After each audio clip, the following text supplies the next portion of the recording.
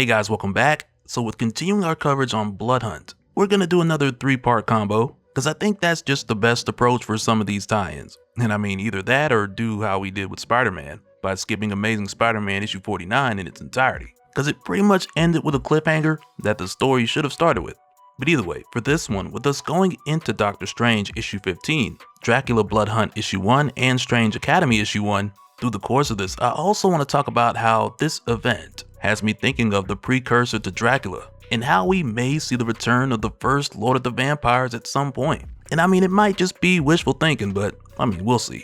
So if you're enjoying these videos, make sure to drop a like, subscribe if you're new to the channel, and don't forget to hit that bell up top to get all notifications so we can squad up in the comments for the first hour.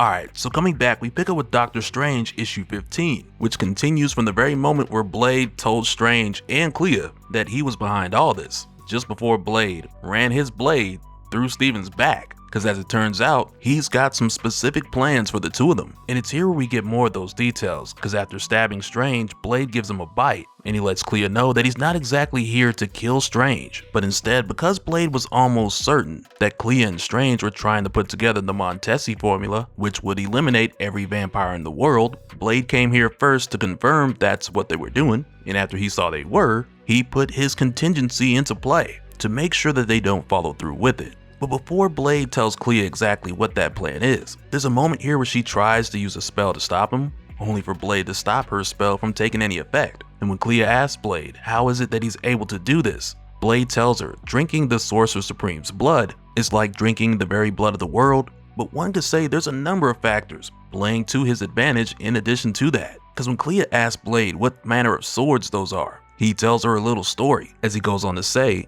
in old Atlantis, not that sunken mockery that Boy King reigns over, there was a sacred order, hunters of magicians. They forged blades that could kill even the canniest of sorcerers, cut through enchantments, protect them from dark spells and hexes. They died 2-1, screaming, choking on their own blood, but their blades have remained waiting to drink the blood of mages once again.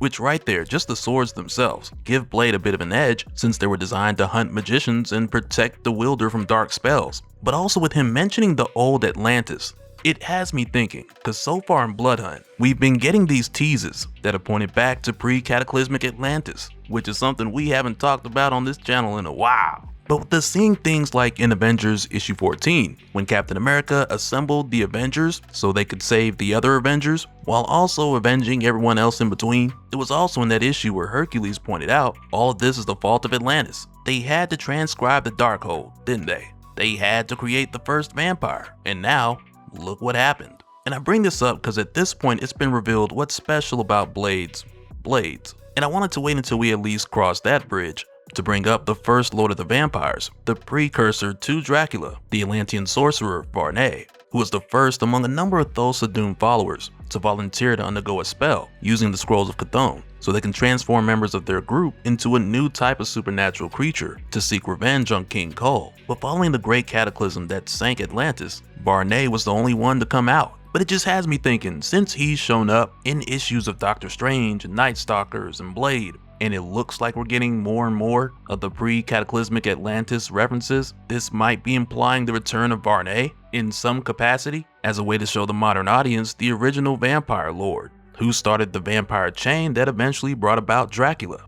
Because even the things we're seeing Blade do, they sound a lot more like Varney than Blade, but I don't even want to open that can right now because there's a lot more Blood Hunt to get through. But getting back to the story, Clea makes it clear to Blade that she's going to continue to assemble the Montesi formula, which, you know, for Blade, he was most certain that she would. So in return, he tells her to look over at Doctor Strange, who he's now turned into a bloodthirsty vampire, because he knows that Clea loves Strange too much to follow through with the Montesi formula, because it would kill him too. And it's really messed up because he just leaves her with that, because now he set it up in a way to where not only will Clea not want to use it, but also she's incentivized to make sure that no one else casts the formula as well. So following this, Blade calls for the Blood Coven to take him home, leaving Clea to take on Vampire Strange by herself. And after trying and failing to get through to him, Clea eventually comes to the idea of separating Stephen's cursed body from his clouded mind, because as a vampire, Blade's will completely took over his. So Clea does just that. She removes Stephen from his corrupted body.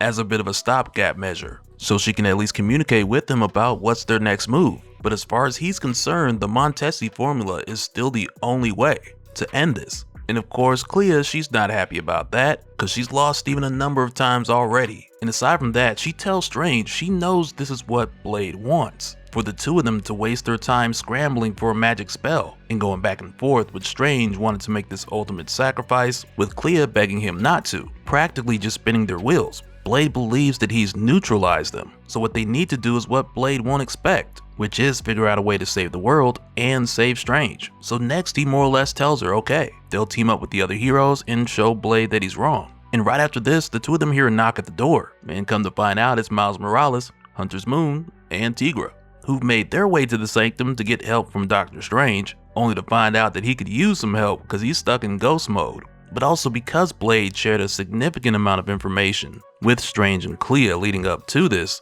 they're able to fill in Miles and the others about what they've learned so far. But while they're getting caught up, we also see the ghost of Victor Strange, who currently is a mind without a body, plotting on vampire Stephen Strange, since it's currently a body without a mind.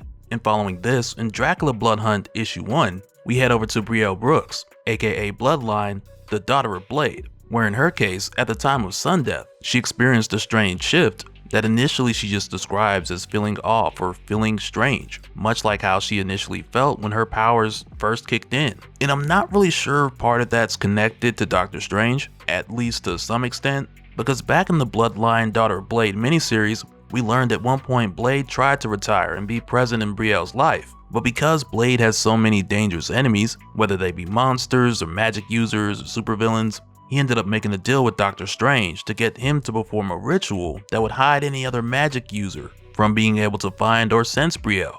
But that spell wore off when Doctor Strange died. So later on, after her powers manifested and she started training with her father, the spell cast by Doctor Strange started working again, because around that time Doctor Strange came back from the dead. So now that he's technically dead again, it's hard to say whether or not that's why. She's describing part of what she's feeling to be both strange and very familiar. But for the record, I am leaning towards the idea that it is connected to Strange in some way, because following Stephen's most recent death, we'll discover that Brielle Brooks is a bit easier to find. But getting back to what's happening here, the most notable thing that she notices is that she's experiencing this huge adrenaline spike. And later on when she goes out to try to help who she can, she feels it here as well.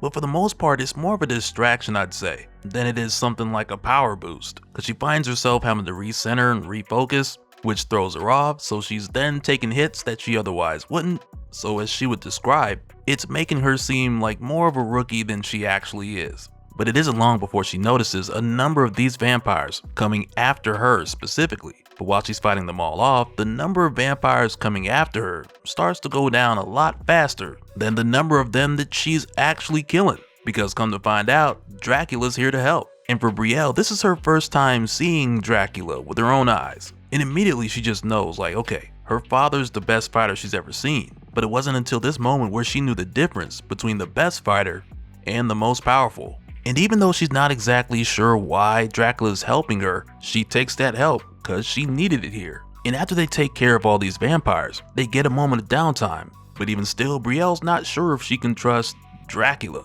So she tries to go for the attack, only to have Dracula turn into mist on her and more or less prove if he came here to kill her, then she'd already be dead. And without going into too much detail, Dracula just tells her the world is ending. But if she goes with him, and they're lucky, they might be able to save it. And after this, next we head over to Strange Academy, where we find Pia in Dr. Voodoo's office, not long after he had just saved her and a group of other students from a vampire attack. But also at this time, there's a secret that she's keeping that Dr. Voodoo knows about, and she knows he knows about it. But when she was called into his office, she lied to the other students, telling them that she didn't know why. And we'll talk about what that secret is in a moment, because it also leans into the conversation that they're having here, since Dr. Voodoo brought her in to ask if there was anything that she could tell him about what's happening with all these vampires showing up. But truth be told, she doesn't know. And in the middle of their talk, Doctor Strange shows up. telling Dr. Voodoo that they need to talk in private. But when she steps outside, she finds Doyle, Shaylee, Zoe, and the others all outside the door eavesdropping, because they were trying to figure out why Pia was in there to begin with. So they continue to eavesdrop on the conversation, where now Doctor Strange is telling Dr. Voodoo how the world's being played by Blade because he's the one who's truly behind this, plotting out the sun and sending his vampires.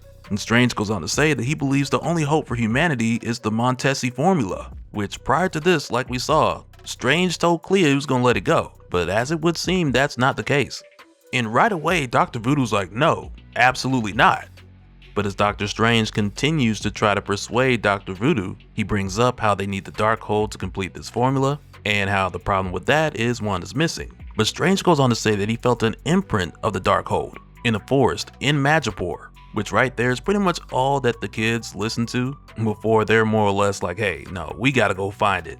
So the gang makes their way out to Madripoor to find the Darkhold, but they don't really know exactly what they're looking for, because it sounds like it's just gonna be a book laying down in the middle of the woods. But as it turns out, they find the Darkhold a lot faster than they expected, since recently it's just been in the form of a kid who suddenly looks like he's about to attack. So the students of Strange Academy swing first. And just as a quick explainer for why the Darkhold is a kid here, after Wanda became the true Darkhold, Agatha Harkness attempted to create a new volume in order to restore the balance of chaos magic, but in her attempt she inadvertently created this kid. So for a while, Agatha Harkness went on the run with the kid to hide him from Wanda while pretending to be the kid's mother. But it didn't take too long before he got bored of it and made his escape while they were on the run, which is what recently brought him to Madripoor. And again, this is why Doctor Strange felt this vague imprint of the Darkhold in Madripoor. But after going up against the students of Strange Academy, this kid takes them down pretty easy. But there's a moment here where Tito tries to protect Pia, so the Darkhold kid just smacks him away. And it's this moment that causes Pia to reveal her secret, which was being hinted towards earlier, because right here she just jumps on top of the Darkhold kid and she bites him on the neck, revealing that she'd been a vampire this whole time, which Dr. Voodoo knew, because even before Sundeath, when he first discovered this, he also learned that Tito was protecting her from sunlight. So yeah, there's really no telling where this could go.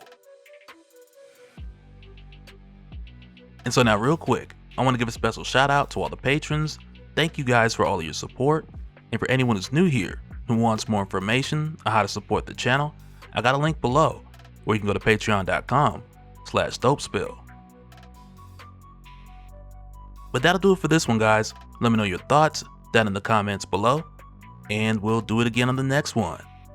Alright, later.